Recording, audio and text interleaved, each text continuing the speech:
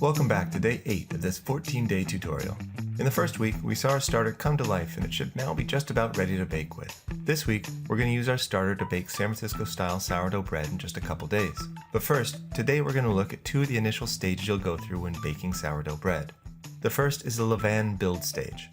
So when you want to bake bread, the first step is to make sure you have enough starter on hand to leaven your bread, and that's exactly what Levain is. It's a bigger version of our starter. The more loaves we want to make, the more leavening agent we'll need, and that's what we call the levain.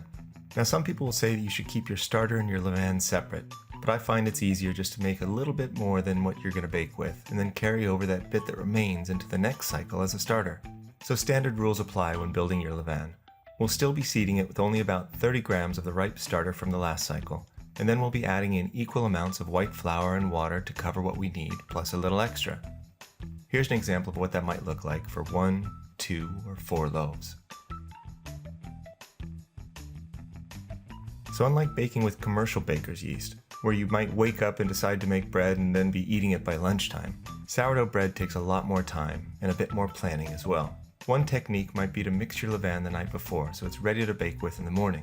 But as you're finding out with your very own starter, if you keep it at a nice warm temperature, you'll probably only have 4 to 6 hours before it's peaking, and that's not a whole lot of sleep.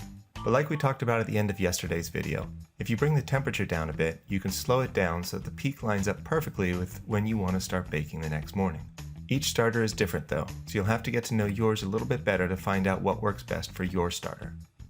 The other phase I want to talk about is the Autolyse phase.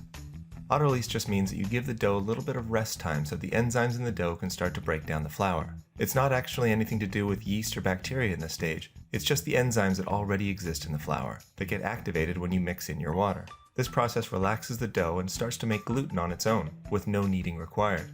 The longer you leave it, the more gluten that'll be developed. Here's an example of 3 doughs, all which have 100 grams of white flour, 75 grams of water, and absolutely no starter whatsoever. Notice the texture of this one that I've just mixed. It's pretty thick and it breaks apart easily when I pull at it.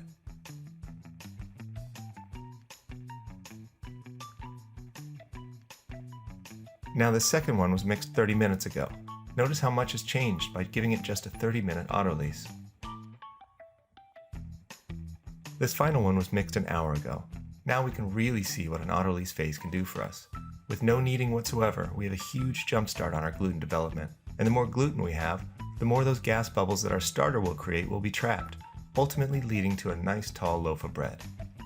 Okay, we'll put those 2 phases into action when we bake our first loaves in just a couple days, but we'll leave it there for today. As always, I really hope you're enjoying this series and would love to see your progress as you go, so please do let me know how it's going for you so far. And if you know someone who already has an active starter of their own, but might like to join the class at this point to learn the San Francisco style of sourdough bread, please do me a favor and share this video with them so they can join in the fun. So that's class dismissed for today, but I look forward to seeing you back tomorrow for the next step. Bye for now.